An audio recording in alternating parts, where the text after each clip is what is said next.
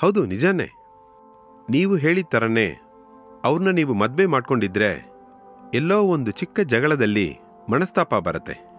ನಿಮ್ಮ ಮನಸ್ಸಿಗೆ ಕಷ್ಟ ಆಗೋ ಥರ ನಡೆಯಕ್ಕೂ ಚಾನ್ಸ್ ಇದೆ. ನಿಮ್ಮ ಡೆಸಿಷನ್ ಕರೆಕ್ಟೇ, ಆದ್ರೂ ನೀವು ಸ್ವಲ್ಪ ಯೋಚನೆ ಮಾಡಿ ಹೇಳಿರ್ಬೋದು ಅನ್ಸತ್ತೆ.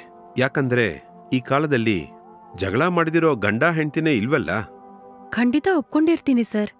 ಒಂದ್ ವೇಳೆ ಅವರು 4-5 ವರ್ಷ ಮೊದ್ಲೇ ಬಂದು ಕೇಳಿದ್ದಿದ್ರೆ ನಾನು ಒಪ್ಕೊಂಡಿರ್ತೀನಿ. ನನ್ನ ಜೀವನ ಕೂಡ ಚೆನ್ನಾಗೇ ಇದ್ದಿರತ್ತೆ. ಆದ್ರೆ ಇಲ್ನೋಡಿ, ಈ ಎಲ್ಲಾನು ಕಾಲ ಕಳೆದೋದಾಗಿದೆ. ಅಲ್ಲ, ನನಗೊಂದು ಚಿಕ್ಕ ಡೌಟ್ ಒಂದಿದೆ, ಕೇಳಬಹುದಾ? ಏನದು? ಕೇಳಿ.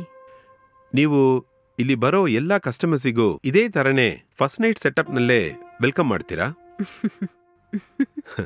ಇಲ್ಲ ಇಲ್ಲ, ಬರೋವ್ರ ಮನಸ್ಥಿತಿ ತಕ್ಕಂತೆನೇ ಅದ್ ನಡೆಯೋದು. ಓ, ಅವತ್ ಬಂದವರಿಗೆ ಮದುವೆನೇ ಆಗಿಲ್ಲ. ಈ ತರ ಸೆಟಪ್ನೆಲ್ಲ ಅವ್ರು ನೋಡಿದ್ದೇ ಇಲ್ಲ ಅಂತ ಹೇಳಿದ್ರು. ಅದಕ್ಕೋಸ್ಕರನೇ ಅವರಿಗೆ ಅಂತ ಅದನ್ನ ಅರೇಂಜ್ ಮಾಡ್ದೆ. ಇನ್ನೊಂದು ಆಶ್ಚರ್ಯವಾದ ವಿಷಯ ಹೇಳಲಾ? ಇಲ್ಲಿ ನನ್ನ ನೋಡಕ್ ಬಂದವರಿಗೆ ನಾನ್ ಅವ್ರ ಮಗಳಾಗೂ ಅವರು ನನ್ನ ಅಪ್ಪನಾಗಿ ಬದಲಾದ ಘಟನೆ ನಡೀತು.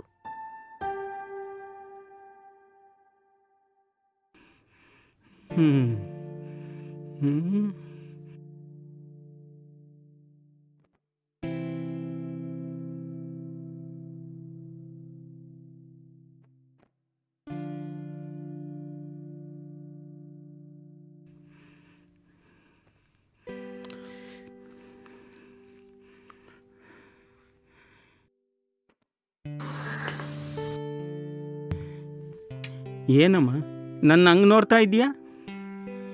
ಈ ವಯಸ್ಸಾದ ಕಾಲದಲ್ಲಿ ಇವನಿಗೆ ಇಲ್ಲೇನು ಕೆಲಸ ಅಂತ ಅನ್ಕೊತಾ ಇದೀಯಾ? ಹಾಗೆಲ್ಲ ನಾನೇನು ಅನ್ಕೋತಾ ಇಲ್ಲ. ನೀನು ಅನ್ಕೊಂಡ್ರೂ ತಪ್ಪಿಲ್ಲಮ್ಮ. ನನ್ನ ಹೆಸರು ರಾಮಮೂರ್ತಿ. ನಾನು ಗೌರ್ಮೆಂಟ್ ಆಫೀಸ್ನಾಗ ಕೆಲಸ ಮಾಡಿದೆ. ನನಗೆ ಒಬ್ಬನೇ ಮಗಮ್ಮ. ಅವನು ಚೆನ್ನಾಗಿ ಓದ್ಕೊಂಡ. ಇವಾಗ ಫಾರಿನ್ನಾಗೆ ಕೈ ತುಂಬ ಸಂಪಾದಿಸ್ತಾವನೆ.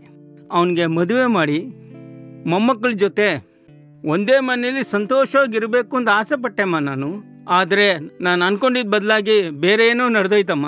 ನನ್ನ ಮಗ ಮದುವೆ ಮಾಡಿಕೊಂಡು ಮೊಮ್ಮಕ್ಕಳ ಜೊತೆ ಫಾರಿನ್ನಾಗ ಹೋಗಿ ಸೆಟ್ಲ್ ಆಗಿಬಿಟ್ಟಮ್ಮ ಅವನು. ನನ್ನ ಹೆಂಡ್ತಿನೂ ನನ್ನ ಮೊಮ್ಮಕ್ಕಳನ್ನ ನೋಡ್ಕೋಬೇಕು ಅಂತೇಳಿ ಅವಳು ಫಾರಿನ್ಗೆ ಹೋಗಿ ಇದ್ಬಿಟ್ಲಮ್ಮ. ಆದರೆ ಇವಾಗ ನಾನು ಒಂಟಿ ಜೀವನ ನಡೆಸ್ತಾ ಇದ್ದೀನಮ್ಮ. ನನ್ನ ನೋಡ್ಕೊಳಕ್ಕೆ ಯಾರೂ ಇಲ್ಲ ಅಮ್ಮ. 1-2 ಮಾತು ಮಾತಾಡೋಕ್ಕೆ ಕೂಡ ಯಾರೂ ಇಲ್ಲ ಅಮ್ಮ. ನಾನು ರಿಟೈರ್ಡ್ ಆಗಿ 6 ವರ್ಷ ಆಯ್ತಮ್ಮ. ಮನಸ್ಸಿಗೆ ತುಂಬ ಕಷ್ಟವಾಗಿದಮ್ಮ. ಈ 6 ವರ್ಷದಿಂದ ನೀನು ಏನು ಮಾಡ್ತಾ ಇದ್ದೆ ಅಂತ ಕೇಳಕ್ಕೆ ಯಾರೂ ಇಲ್ಲ ಅಮ್ಮ. ತುಂಬ ಕಷ್ಟವಾಗಿದಮ್ಮ.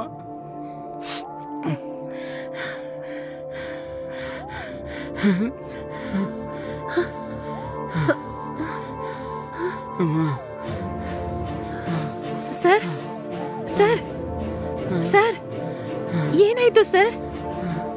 ಸರ್ ಸರ್ ನಿಮಗೇನಾಯ್ತು sir? Chocolate chocolate chocolate chocolate ಕೊಡಮ್ಮ. ಚಾಕ್ಲೇಟು.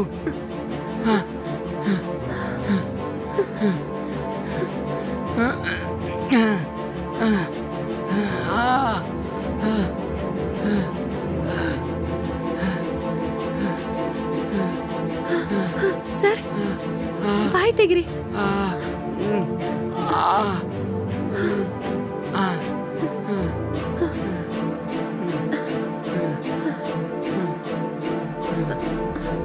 ಸರ್ ಏನಿಲ್ಲ ಏನಿಲ್ಲ, ಸರಿ ಹೋಗುತ್ತೆ.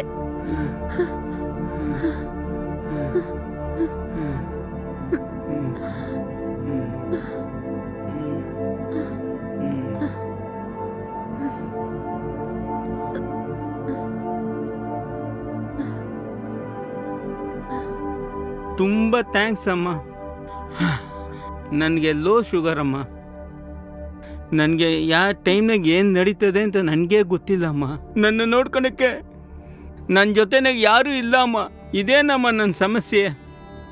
ಆದರೆ ನೀನು ನನ್ನ ಇವಾಗ ನೋಡ್ಕೊಂಡೆ ಅಲ್ಲ, ಇದೇನಮ್ಮ ನಂಗೆ ಬೇಕಾಗಿರೋದು. ಇದೇನಮ್ಮ ನನ್ನ ಸಮಸ್ಯೆ. ಮನಸ್ಸು ಬಿಚ್ಚಿ ಯಾರ ಹತ್ರ ಮಾತಾಡಿದ್ರೆ ನಮ್ಮ ಕಷ್ಟ ಸ್ವಲ್ಪ ಕಮ್ಮಿ ಆಗುತ್ತೆ ಅಂತಾರೆ. ಆದರೆ ನನಗೆ ಯಾರೂ ಇಲ್ವಲ್ಲಮ್ಮ. ನಾನು ಒಂದು 4 ಜಾಗಕ್ಕೆ ಹೋಗಿದ್ದೆ. ಅಲ್ಲಿ ಏನು ಅಂತ ಕೇಳೋಕ್ಕೆ ಕೂಡ ಯಾರೂ ಇಲ್ಲಮ್ಮ. ವಯಸ್ಸಾದವ್ರಿಗೆ ಇಲ್ಲೇನು ಕೆಲಸ ಅಂತ ಅನ್ಕೊತಾರಮ್ಮ. ಆದರೆ ನೀನು ಮಾತ್ರ ಏನಮ್ಮ ನನ್ನನ್ನು ಕೂಡಿಸಿ ಕಾಫಿ ಕೊಟ್ಟು ನನ್ನ ಹತ್ರ ಪ್ರೀತಿಯಿಂದ ಇಷ್ಟೊತ್ತು ಮಾತಾಡಿ ನಾನು ಮಾತಾಡೋದನ್ನ ಕೇಳಿಸ್ಕೊಂತೀಯಲ್ಲಮ್ಮ. ಇದೇ ನನಗೆ ತುಂಬ ಸಂತೋಷವಾಗಿದೆ ಅಮ್ಮ. ತುಂಬ ಥ್ಯಾಂಕ್ಸ್ ಅಮ್ಮ. ಇಲ್ಲಿ ನೋಡಿ, ಇಲ್ಲಿ ಬರೋರು ಎಲ್ಲರೂ ಒಂದೊಂದು ಆಕಾಂಕ್ಷೆಯಿಂದ ಬರ್ತಾರೆ. ನಿಮ್ಮ ಆಕಾಂಕ್ಷೆ ಇದೆ ಅಂದ್ರೆ ಅದಕ್ಕೆ ತಕ್ಕಂತೆ ನಾನು ನಡ್ಕೋತೀನಿ ಸರ್. ಯಾವಾಗ ನೀವು ಒಂಟಿಯಾಗಿ ಫೀಲ್ ಮಾಡ್ತೀರೋ ಆವಾಗ ನೀವು ಧಾರಾಳವಾಗಿ ನಮ್ಮ ಮನೆಗೆ ಬರ್ಬೋದು. ನೀವು ತಪ್ಪು ತಿಳ್ಕೊಳ್ಳಿಲ್ಲ ಅಂದ್ರೆ ನಾನು ನಿಮ್ಮನ್ನೊಂದು ಕೇಳ್ಬೋದಾ? ಧಾರಾಳವಾಗಿ ಕೇಳಮ್ಮ. ಒಂದು ಹೆಣ್ಣು ಮಗಳ ಜೀವನ ಚೆನ್ನಾಗಿರ್ಬೇಕಂದ್ರೆ ಒಳ್ಳೆ ಮಕ್ಕಳು, ಒಳ್ಳೆ ಗಂಡ, ಒಳ್ಳೆ ಅಮ್ಮ, ಅದಕ್ಕಿಂತ ಮುಖ್ಯ ಒಳ್ಳೆ ಅಪ್ಪ ಇರಬೇಕು.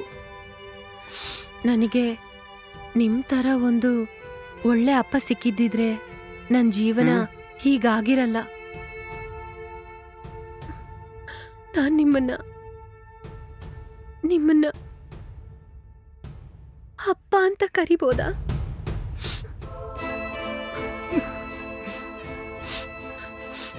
ನಾನೇನಾದ್ರೂ ತಪ್ಪಾಗಿ ಮಾತಾಡಿದ್ರೆ ನನ್ನ ಕ್ಷಮಿಸ್ಬಿಡಿ. ನೀನು ನನ್ನ ಮಗಳೇನಮ್ಮ.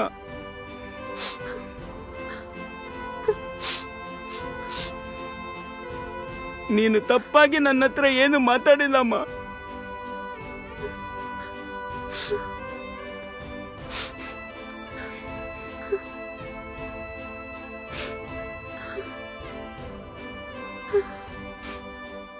ನೀವು ಕಮಲದ ಹೂವಿದ್ದಾಗೆ, ಆದರೆ ದೇವರು ನಿಮ್ಮನ್ನ ಕೆಸರಲ್ಲಿ ಬೆಳೆಸ್ಬಿಟ್ರು.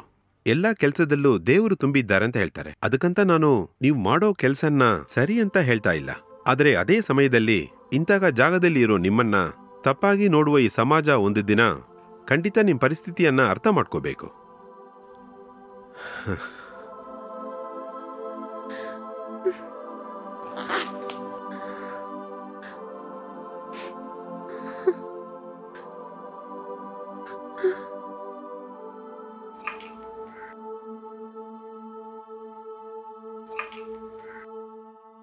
ಏನ್ ಸರ್ ಇದು? ನಾನು ಮೊದಲೇ ರಮೇಶ್ ಹತ್ರ ಹೇಳ್ದಾಗೆ ಈ ಇಂಟರ್ವ್ಯೂಗೆ ಕೊಡೋ ಪೇಮೆಂಟ್ ಇದು. ನಾನು ಆಗ್ಲೇ ಹೇಳಿದ್ನಲ್ಲ ಸರ್, ನಾನು ದುಡ್ಡು ಸಂಪಾದನೆ ಮಾಡಕ್ ಇದನ್ ಮಾಡ್ತಾ ಇಲ್ಲ. ಇದು ನನಗ್ ಬೇಕಿಲ್ಲ ಸರ್. ನನ್ ತರ ಕಷ್ಟಪಡೋರು ಯಾರಾದ್ರೂ ನಿಮಗ್ ಗುರ್ತದವ್ರಿದ್ರೆ ಅವ್ರಿಗೆ ಕೊಡಿರಿ, ನನಗದ್ ಸಾಕು. ನೀವು ಈ ಹಣನ ತಗೊಳ್ಳಲ್ಲ ಅಂತ ನನಗೆ ಮೊದಲೇ ಗೊತ್ತಿತ್ತು. ನೀವು ಇವಾಗ ಕೊಟ್ಟಿರೋ ಇಂಟರ್ವ್ಯೂನ ನಾನು ಪಬ್ಲಿಷ್ ಮಾಡುವಾಗ ನನಗೊಂದು ಪೇಮೆಂಟ್ ಸಿಗತ್ತೆ. ಅದು ನಿಮ್ಮಂತ ಕಷ್ಟಪಡುವ ಹೆಣ್ಮಕ್ಳಿಗೆ ಖಂಡಿತವಾಗಿ ಹೋಗಿ ಸೇರತ್ತೆ.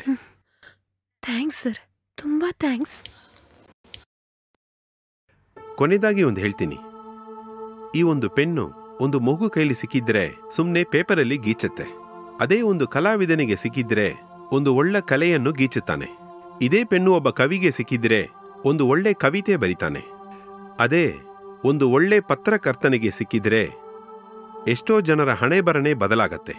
ಖಂಡಿತವಾಗ್ಲೂ ಈ ಇಂಟರ್ವ್ಯೂ ನಿಮ್ಮ ಜೀವನವನ್ನೇ ಬದಲಾಗತ್ತೆ ಅಂತ ನಾನು ನಂಬ್ತೀನಿ.